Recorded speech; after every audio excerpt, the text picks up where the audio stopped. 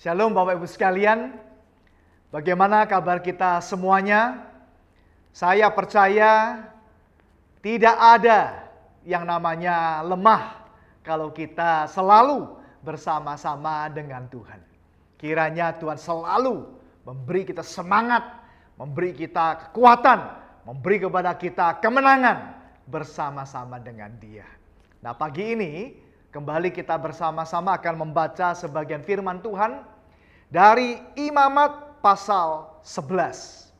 Imamat pasal 11 Bapak Ibu. Berkat apa yang akan kita dapatkan daripada bagian ini? Mari kita membaca ayat yang keempat.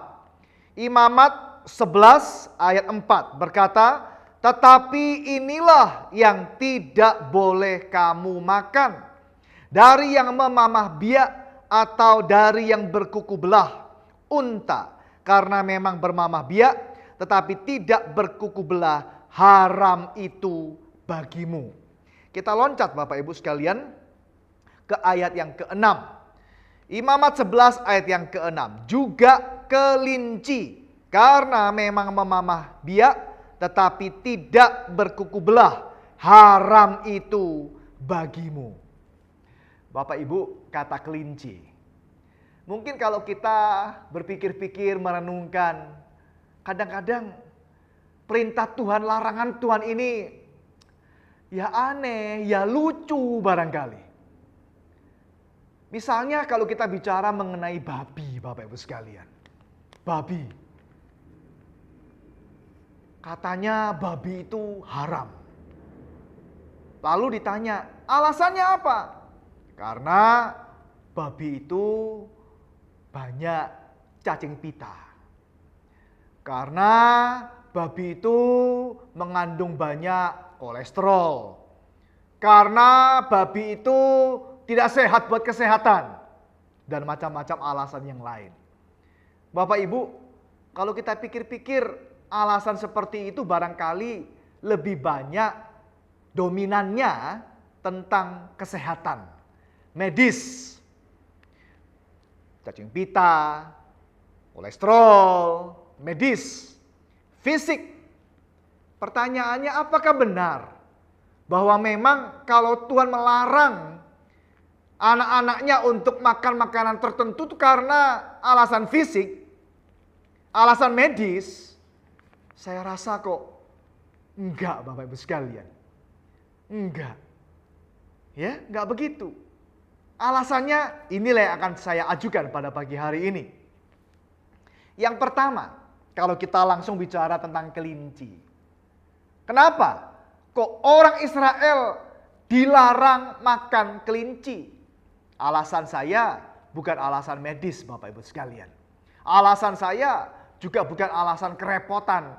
Mungkin kalau ada orang berkata kelinci itu mungkin lama memasaknya, repot untuk bisa membersihkannya, alasan yang lain. Atau mungkin ada alasan kasihan barangkali, binatang yang begitu lucu, begitu cantik kok dimakan begitu. Ya, alasan-alasan yang lain lah. Tapi pagi ini saya punya alasan yang lain. Yang pertama, kenapa kok kelinci tidak boleh dimakan Bapak Ibu sekalian? Untuk menunjukkan identitas orang Israel yang berbeda daripada orang-orang lainnya.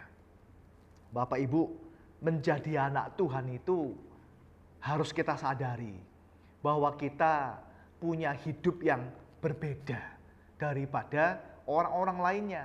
Kita tidak boleh sama seperti orang lainnya. Nah, pada saat itu Tuhan ingin mengajar bahwa orang-orang Israel, anak-anak Tuhan, bangsa pilihan Tuhan ini adalah orang-orang yang berbeda daripada orang-orang lainnya. Supaya mereka tidak sekedar menunjukkan bahwa kami seperti orang lain sama. Tidak. Kalau orang lain boleh makan babi, kami tidak boleh.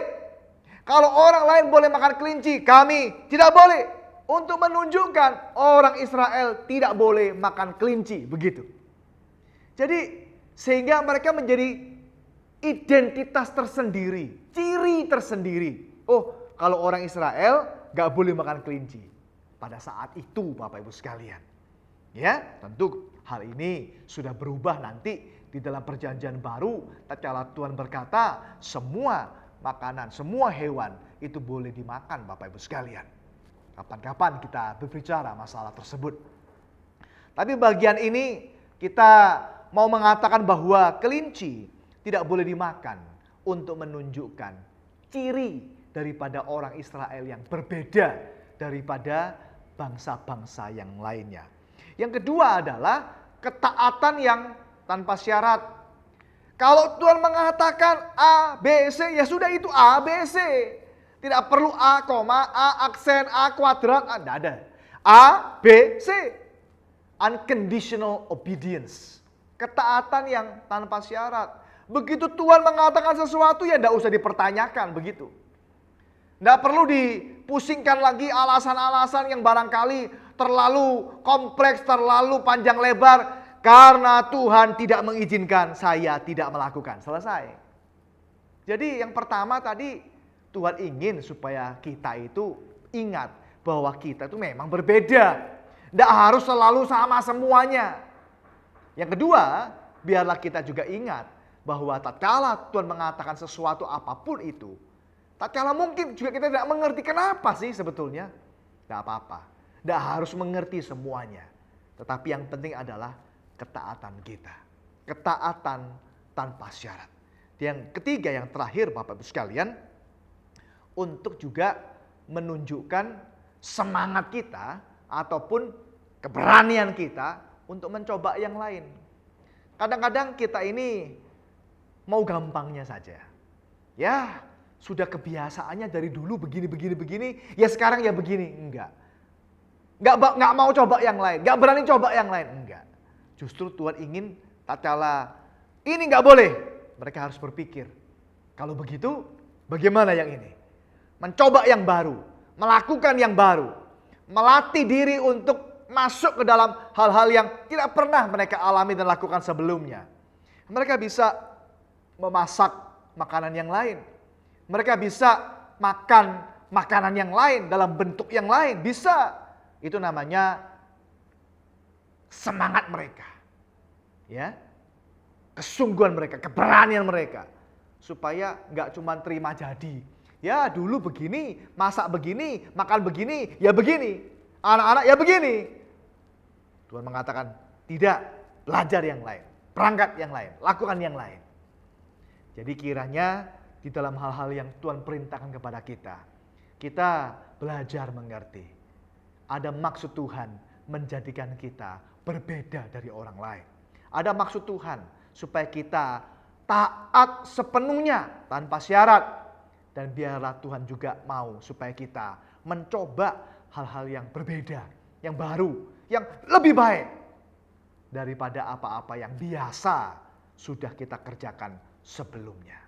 Nah, kiranya kita semua diberkati dengan bagian ini sehingga kita semakin rindu untuk terus belajar lebih dalam lagi akan firman Tuhan.